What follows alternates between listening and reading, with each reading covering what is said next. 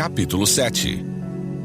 Salomão também construiu para si um palácio e levou 13 anos para terminá-lo. Um dos edifícios que Salomão construiu se chamava Palácio da Floresta do Líbano. Media 45 metros de comprimento, 22 metros e meio de largura e 13 metros e meio de altura. Nele havia 4 fileiras de colunas de cedro, com grandes vigas de cedro assentadas sobre as colunas. O teto do salão era de cedro e ficava acima das vigas, que eram sustentadas por colunas. Havia 45 vigas dispostas em 3 fileiras com 15 vigas em cada uma. Em cada lado do longo salão havia 3 fileiras de janelas, uma de frente para a outra. Todas as portas e suas vergas tinham batentes retangulares e eram dispostas de 3 em 3, uma de frente para a outra. Salomão também construiu o Salão das Colunas, que media 22 metros e meio de comprimento e 13 metros e meio de largura. Tinha na frente uma varanda com colunas e uma cobertura acima delas. Salomão construiu ainda a Sala do Trono, conhecida como Salão do Julgamento, onde se sentava para ouvir as questões a serem julgadas. A sala era revestida de madeira de cedro desde o piso até o teto. A residência onde ele morava ficava em torno de um pátio atrás do Salão do Julgamento e era construída da mesma forma. Ele também construiu uma residência semelhante para a filha do faraó, com quem havia se casado. Todos esses edifícios foram construídos com grandes blocos de pedra de alta qualidade, cortados na medida exata de todos os lados, do alicerce até o beiral do telhado, desde o lado externo até o grande pátio. Algumas das grandes pedras do alicerce mediam 4,5 metros por 3,6 metros. Por cima dos alicerces foram colocados blocos de pedra de alta qualidade, cortados sob medida, e vigas de cedro. As paredes do grande pátio foram construídas com uma camada de vigas de cedro entre cada 3 camadas de pedras cortadas, como as paredes do pátio interno do templo do Senhor, com sua sala de entrada. O rei Salomão mandou que viesse de Tiro um homem chamado Hirão. Ele era israelita por parte de mãe, uma viúva da tribo de Naftali, e seu pai, originário de Tiro, havia sido artífice em bronze. Hirão era extremamente hábil e talentoso em qualquer obra em bronze, e veio realizar todo o trabalho com metais para o rei Salomão. Hirão fundiu 2 colunas de bronze, cada uma com 8,1 metros de altura e 5,4 metros de circunferência. Para o alto das colunas, fundiu capitéis de bronze com 2,25 metros de altura cada um. Cada capitel era enfeitado com 7 conjuntos de correntes entrelaçadas. Para enfeitar os capitéis no alto das colunas, fez 2 fileiras de romãs ao redor desses conjuntos de correntes. Os capitéis no alto das colunas da sala de entrada tinham forma de lírios e mediam 1,8 metro de altura. Nos capitéis das 2 colunas havia 200 romãs dispostas em 2 fileiras, perto da superfície arredondada e do conjunto de correntes entrelaçadas. Hirão colocou as colunas na entrada do templo, uma à direita e outra à esquerda. A que estava à direita deu o nome de Jaquim, e a outra, à esquerda, deu o nome de Boaz. Os capitéis no alto das colunas tinham a forma de lírios, e assim foi terminada a obra das colunas. Depois, Hirão fundiu um grande tanque redondo, que chamaram de mar. O tanque media 4,5 metros de uma borda à outra, 2,25 metros de profundidade e 13,5 metros de circunferência. Logo abaixo da borda, tinha ao seu redor 2 fileiras de frutos decorativos. Havia cerca de 20 frutos por metro em toda a circunferência, formando uma única peça de fundição com o tanque. O tanque ficava apoiado sobre 12 touros, todos voltados para fora.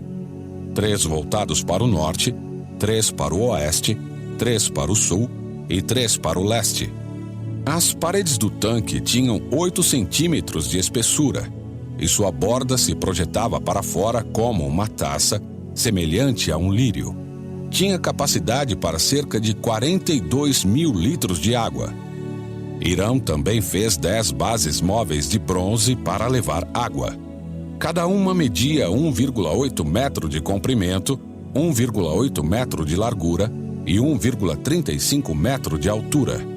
Foram construídos com painéis laterais presos com travessões. Tanto os painéis como os travessões eram enfeitados com entalhes de leões, bois e querubins. Acima e abaixo dos leões e bois havia guirlandas decorativas. Cada uma das bases tinha 4 rodas de bronze e eixos de bronze.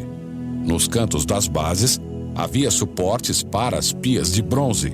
Os suportes eram decorados de cada lado com entalhes de guirlandas. Na parte superior de cada base havia um encaixe redondo para a bacia. Projetava-se 45 centímetros acima da parte superior da base, como um pedestal redondo, e sua abertura tinha 67 centímetros e meio de um lado ao outro. Do lado de fora, era enfeitada com entalhes de guirlandas. Os painéis das bases eram quadrados e não redondos. Sob os painéis ficavam as 4 rodas ligadas aos eixos que haviam sido fundidos como parte da base. As rodas tinham 67 centímetros e meio de diâmetro e eram semelhantes a rodas de carros de guerra. Os eixos, raios, aros e cubos das rodas eram todos de bronze fundido. Em cada um dos 4 cantos da base havia alças que também eram fundidas como parte da estrutura. Em volta da parte superior de cada base havia uma borda com 22 centímetros e meio de largura. Os suportes nos cantos e os painéis laterais eram fundidos com a base como se fossem uma só peça. Entalhes de querubins, leões e palmeiras enfeitavam os painéis e os suportes nos cantos em todos os espaços disponíveis, e havia guirlandas ao redor de tudo. As 10 bases tinham todas o mesmo tamanho e foram feitas iguais, cada uma fundida no mesmo molde. Hirão também fez 10 pias menores de bronze, uma para cada base móvel. Cada pia media 1,8 metro de diâmetro e tinha capacidade para cerca de 840 litros de água. Ele colocou 5 bases do lado sul do templo e 5 do lado norte. O grande tanque de bronze chamado Mar foi colocado perto do canto sudeste do templo. Também fez as bacias, pás e tigelas necessárias. Assim, Hirão terminou tudo que o rei Salomão havia ordenado que ele fizesse para o templo do Senhor.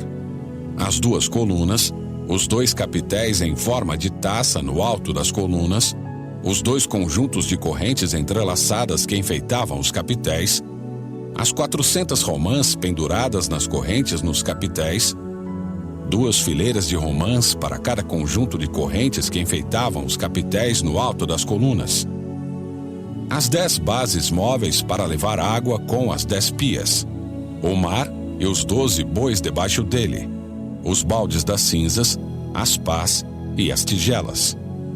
Hirão fez todos esses objetos de bronze polido para o templo do Senhor, conforme as instruções do rei Salomão. O rei ordenou que fossem fundidos em moldes de barro no Vale do Jordão, entre Sucote e Zaretã. Salomão não pesou todos esses objetos, porque eram muitos. O peso do bronze não pôde ser medido. Salomão também fez toda a mobília do templo do Senhor: o altar de ouro, a mesa de ouro para os pães da presença, os candelabros de ouro maciço, 5 do lado direito e 5 do lado esquerdo, em frente ao lugar santíssimo. Os enfeites de flores, as lâmpadas e as tenazes, todos de ouro. Os baldes pequenos, os cortadores de pavio, as tigelas, as colheres e os incensários, todos de ouro maciço. As dobradiças das portas de entrada para o lugar santíssimo e do salão principal do templo, revestidas com ouro. Assim, o rei Salomão concluiu toda a sua obra no templo do Senhor. Então trouxe todos os presentes que seu pai Davi havia consagrado: a prata, o ouro e os diversos objetos, e os guardou na tesouraria do templo do Senhor.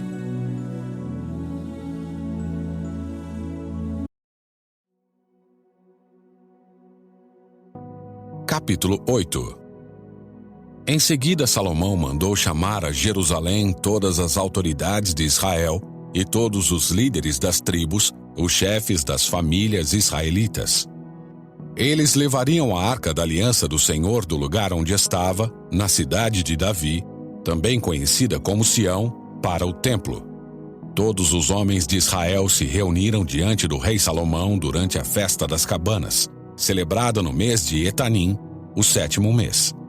Quando todos os líderes de Israel chegaram, os sacerdotes ergueram a arca. Os sacerdotes e os levitas levaram a arca do Senhor, junto com a tenda do encontro e todos os seus utensílios sagrados. Ali, diante da arca, o rei Salomão e toda a comunidade de Israel ofereceram tantos sacrifícios de ovelhas e bois que não puderam ser contados. Então os sacerdotes levaram a arca da aliança do Senhor para o santuário interno do templo, o lugar santíssimo, e a colocaram sob as asas dos querubins. Os querubins tinham as asas abertas sobre a arca, e elas cobriam a arca e as varas usadas para transportá-la. Essas varas eram tão compridas que suas pontas podiam ser vistas do lugar santo, diante do lugar santíssimo, mas não de fora, e estão ali até hoje. Na arca havia só as 2 tábuas de pedra que Moisés tinha colocado dentro dela no Monte Sinai, onde o Senhor fez uma aliança com os israelitas depois que eles saíram da terra do Egito. Quando os sacerdotes saíram do lugar santo, uma densa nuvem encheu o templo do Senhor. Com isso, os sacerdotes não puderam dar continuidade a seus serviços, pois a presença gloriosa do Senhor encheu o templo do Senhor. Então, Salomão orou: Ó Senhor, tu disseste que habitarias numa densa nuvem. Agora construí para ti um templo majestoso, um lugar para habitares para sempre. Então o rei se voltou para toda a comunidade de Israel que estava em pé diante dele e abençoou o povo. Em seguida orou: Louvado seja o Senhor, o Deus de Israel, que cumpriu o que prometeu a meu pai Davi, pois lhe disse: Desde o dia em que tirei Israel, meu povo, do Egito, não escolhi nenhuma cidade das tribos de Israel como lugar onde deveria ser construído um templo em honra ao meu nome. Contudo, escolhi Davi para reinar sobre meu povo, Israel. Salomão disse: Meu pai Davi queria construir este templo em honra ao nome do Senhor, o Deus de Israel. Mas o Senhor lhe disse: Sua intenção de construir um templo em honra ao meu nome é boa, mas essa tarefa não caberá a você. Um de seus filhos construirá o templo em honra ao meu nome. O Senhor cumpriu sua promessa, pois eu sou o sucessor de meu pai Davi. E agora ocupo o trono de Israel como o Senhor havia prometido. Construí este templo em honra ao nome do Senhor, o Deus de Israel, e preparei nele um lugar para a arca que contém a aliança que o Senhor fez com nossos antepassados quando os tirou do Egito. Então Salomão se pôs diante do altar do Senhor na presença de toda a comunidade de Israel.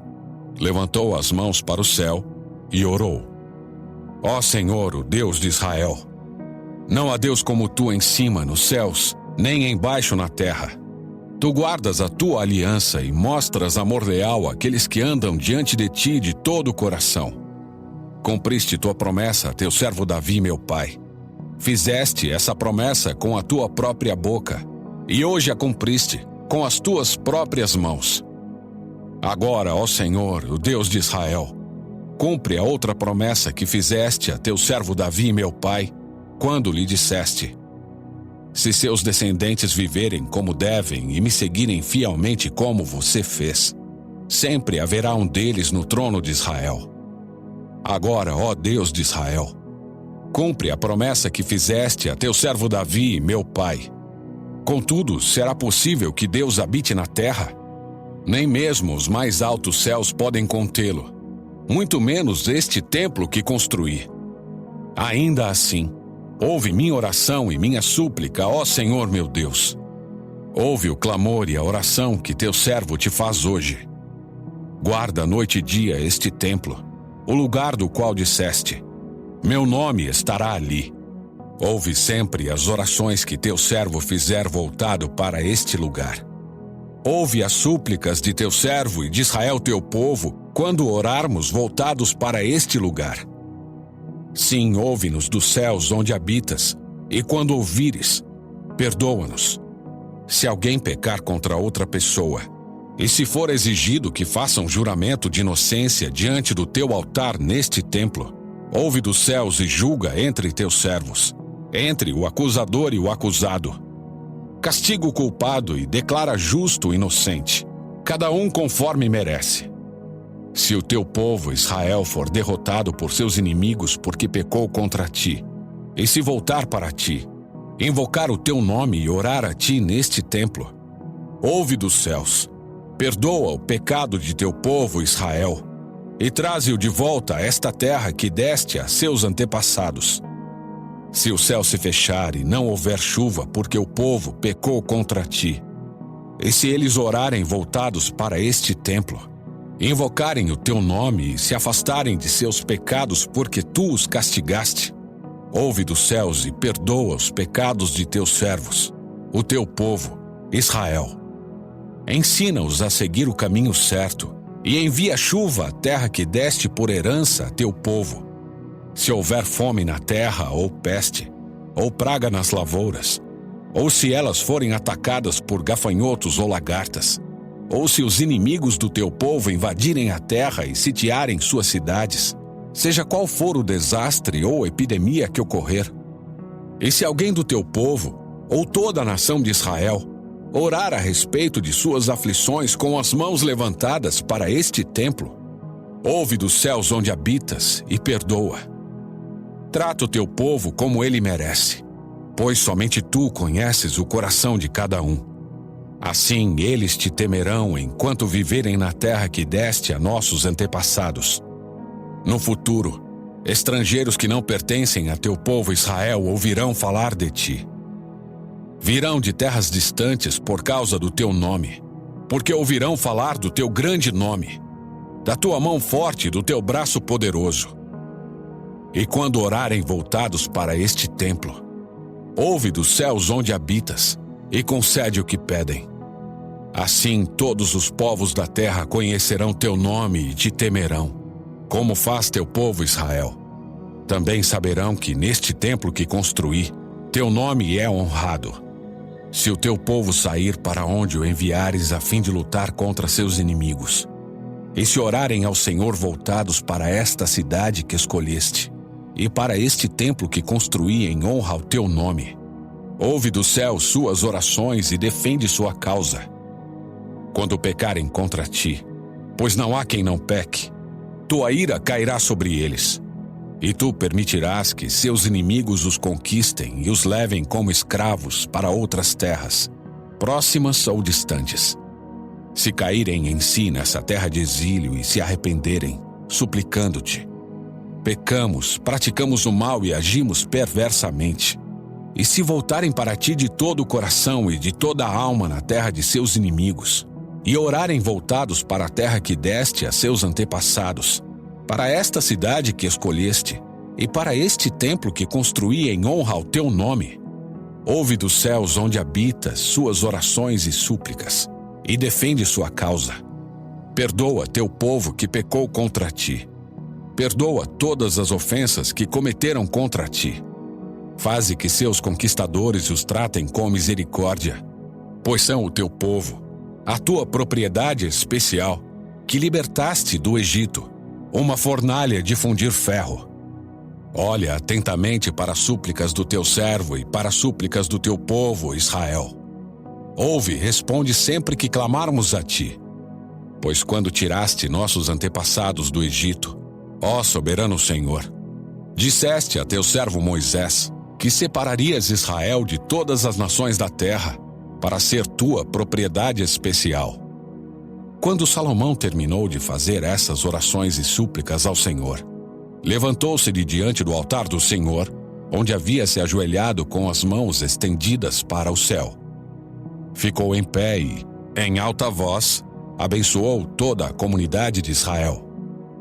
Louvado seja o Senhor, que deu descanso ao seu povo Israel como prometeu. Nenhuma só palavra falhou das maravilhosas promessas que ele fez por meio de seu servo Moisés. Que o Senhor nosso Deus seja conosco assim como foi com nossos antepassados. Que ele jamais nos deixe nem nos abandone.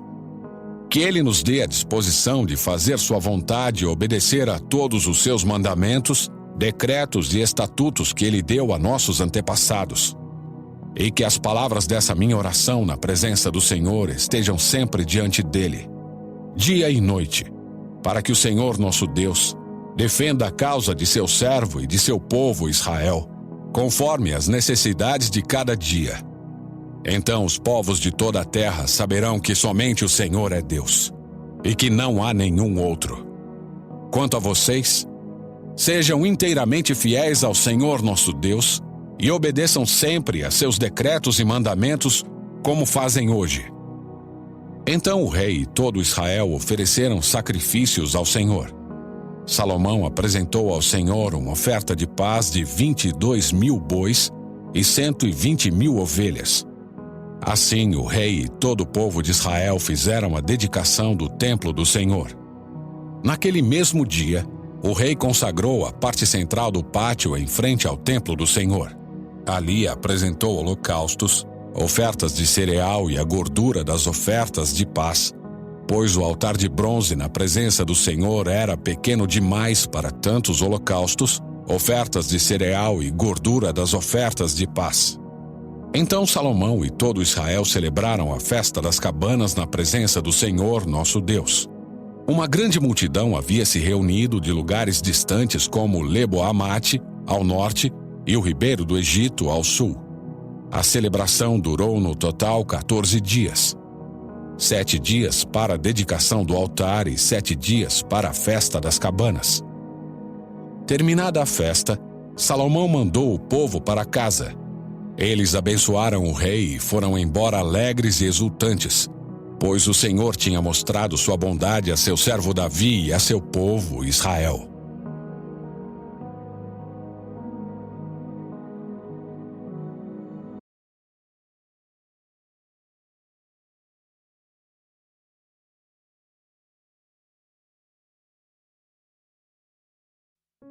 Capítulo 9. Salomão terminou de construir o templo do Senhor e o palácio real. Concluiu tudo o que havia planejado fazer. Então o Senhor apareceu a Salomão pela segunda vez, como havia aparecido em Gibeon. O Senhor lhe disse: Ouvi sua oração e sua súplica. Consagrei este templo que você construiu, onde meu nome será honrado para sempre. Olharei continuamente para ele com todo o meu coração. Quanto a você, se me seguir com integridade e retidão, como fez seu pai Davi, obedecendo a todos os meus mandamentos, decretos e estatutos, estabelecerei o trono de sua dinastia sobre Israel para sempre. Pois fiz esta promessa a seu pai Davi. Um de seus descendentes sempre se sentará no trono de Israel. Mas se você ou seus descendentes me abandonarem e desobedecerem a meus mandamentos e decretos, seguindo e adorando outros deuses, arrancarei Israel desta terra que lhe dei. Rejeitarei este templo que consagrei em honra ao meu nome e farei de Israel objeto de zombaria e desprezo entre as nações. E embora este templo seja agora imponente, todos que passarem perto dele ficarão chocados e horrorizados. Perguntarão: por que o Senhor fez coisas tão terríveis com esta terra e com este templo? E a resposta será: porque os israelitas abandonaram o Senhor seu Deus, que tirou seus antepassados da terra do Egito e, em lugar dele, adoraram outros deuses e se prostraram diante deles. Por isso o Senhor trouxe sobre eles essas calamidades. Salomão levou 20 anos para construir o templo do Senhor e o palácio real. Depois desse tempo, Salomão deu a Hirão, rei de Tiro, 20 cidades da Galileia. Hirão havia fornecido toda a madeira de cedro e de cipreste e todo o ouro que Salomão havia pedido. Contudo, quando Hirão veio de Tiro para ver as cidades que Salomão lhe tinha dado, não ficou nada satisfeito com elas. Que Que espécie de cidades são essas, meu irmão? Perguntou ele. Então Irão chamou aquela região de Cabu, como é conhecida até hoje. Irão tinha enviado a Salomão 4.200 quilos de ouro. Este é o relato do trabalho forçado que o rei Salomão impôs para a construção do templo do Senhor, do palácio real, do aterro e do muro de Jerusalém, além das cidades de Azor, Megido e Gézer. O faraó rei do Egito havia atacado e conquistado Gézer. Matou seus habitantes cananeus, incendiou a cidade e a deu como presente à sua filha quando ela se casou com Salomão. Assim, Salomão reconstruiu a cidade de Gézer. Também construiu Bet-Horon Baixa, Baalate e Tamar, no deserto daquela região. Construiu cidades para servirem como centros de armazenamento e também cidades para seus carros de guerra e cavalos. Construiu tudo o que desejou em Jerusalém, no Líbano e em todo o reino. Ainda havia na terra habitantes que não eram israelitas: amorreus, hititas, ferezeus, heveus e jebuseus. Eram descendentes das nações que os israelitas não haviam destruído completamente. Salomão os recrutou para trabalhos forçados e é nessa condição que trabalham até hoje. Mas Salomão não recrutou nenhum israelita para trabalhos forçados. Eles o serviram como soldados, funcionários do governo, oficiais e capitães de seu exército, comandantes de carros de guerra e cavaleiros. Nomeou 550 israelitas para supervisionarem os trabalhadores de seus vários projetos. Salomão transferiu a residência de sua esposa, a filha do faraó, da cidade de Davi para o novo palácio que ele havia construído para ela. Depois, construiu o aterro. 3 vezes por ano, Salomão apresentava holocaustos e ofertas de paz sobre o altar que havia construído para o Senhor e também queimava incenso perante o Senhor. Assim, ele terminou o trabalho de construção do templo. O rei Salomão também construiu navios em Ezion-Geber, um porto próximo a Elate, na terra de Edom, às margens do Mar Vermelho. Irão enviou uma frota com marinheiros experientes para servirem nas tripulações dos navios, junto com os marinheiros de Salomão. Navegaram a Ofir e trouxeram para Salomão 14.700 quilos de ouro.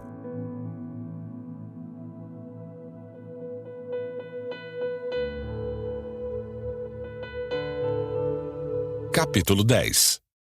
Quando a rainha de Sabá ouviu falar da fama de Salomão, que honrava o nome do Senhor, foi até ele para pô-lo à prova com perguntas difíceis. Chegou a Jerusalém com uma comitiva numerosa e uma imensa caravana de camelos carregados de especiarias, grande quantidade de ouro e pedras preciosas. Quando se encontrou com Salomão, conversou com ele a respeito de tudo que tinha em mente. Salomão respondeu a todas as suas perguntas. Nada era difícil demais para o rei explicar. Quando a rainha de Sabá percebeu quanto Salomão era sábio e viu o palácio que ele havia construído, a comida que era servida às mesas do rei, os alojamentos e a organização de seus oficiais e servos, os trajes esplêndidos que vestiam, os copeiros da corte e os holocaustos que Salomão oferecia no templo do Senhor, ficou muito admirada. Disse ela ao rei: "É verdade tudo o que eu vi em meu país a respeito de suas realizações e de sua sabedoria. Não acreditava no que diziam até que cheguei aqui e vi com os próprios olhos. Aliás, não tinham me contado nem a metade. Sua sabedoria e prosperidade vão muito além do que ouvi. Como deve ser feliz o seu povo.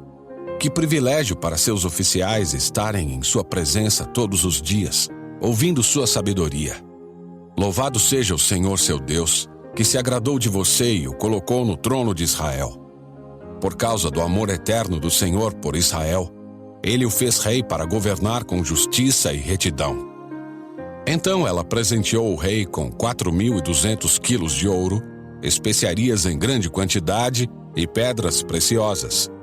Nunca mais foram recebidas tantas especiarias quanto as que a rainha de Sabá deu ao rei Salomão. Além disso, Os navios de Irão trouxeram ouro de Ofir e grandes carregamentos de madeira de sândalo e pedras preciosas. O rei usou a madeira de sândalo para fazer corrimões para o templo e para o palácio real, e também liras e harpas para os músicos. Nunca antes nem depois se viu tamanho suprimento de madeira de sândalo. O rei Salomão deu à rainha de Sabá tudo o que ela pediu, além dos presentes costumeiros que ele já havia entregado com generosidade. Então ela e sua comitiva regressaram para sua terra. A cada ano, Salomão recebia cerca de 23.300 quilos de ouro, sem contar a renda adicional proveniente dos mercadores e comerciantes, de todos os reis da Arábia e dos governadores do país. O rei Salomão fez 200 escudos grandes de ouro batido, cada um pesando 7,2 quilos. Também fez 300 escudos menores de ouro batido, cada um pesando 1,8 quilo. O rei colocou esses escudos no palácio da floresta do Líbano. Então o rei fez um grande trono de marfim revestido de ouro puro. O trono tinha 6 degraus e um encosto arredondado. De cada lado do assento havia um apoio para o braço e, junto de cada apoio, a escultura de um leão. Também havia outros 12 leões, um de cada lado dos 6 degraus. Nenhum outro trono em todo o mundo se comparava ao de Salomão. Todas as taças do rei Salomão eram de ouro, e todos os utensílios do palácio da floresta do Líbano eram de ouro puro. Não eram de prata, pois nos dias de Salomão a prata era considerada um metal sem valor. O rei tinha uma frota de navios mercantes que navegavam com os navios de Irão. Uma vez a cada 3 anos, as embarcações voltavam trazendo ouro, prata, marfim, macacos e pavões. Salomão se tornou o mais rico e sábio de todos os reis da terra. Gente de todas as nações vinha consultá-lo e ouvir a sabedoria que Deus lhe tinha dado. A cada ano, os visitantes traziam presentes de prata e ouro, roupas, armas, especiarias, cavalos e mulas. Salomão ajuntou muitos carros de guerra e cavalos. Possuía 1.400 carros de guerra e 12.000 cavalos. Mantinha alguns deles nas cidades designadas para guardar esses carros de guerra e outras perto dele em Jerusalém. O rei tornou a prata tão comum em Jerusalém como as pedras. E havia tanta madeira valiosa de cedro como as figueiras bravas que crescem nas colinas de Judá. Os cavalos de Salomão eram importados do Egito e da Cilícia. Os comerciantes do rei os adquiriam da Cilícia pelo preço de mercado. Naquela época, um carro de guerra do Egito custava 600 peças de prata e um cavalo, 150 peças de prata. Depois, eram exportados aos reis dos Hititas e aos reis da Síria.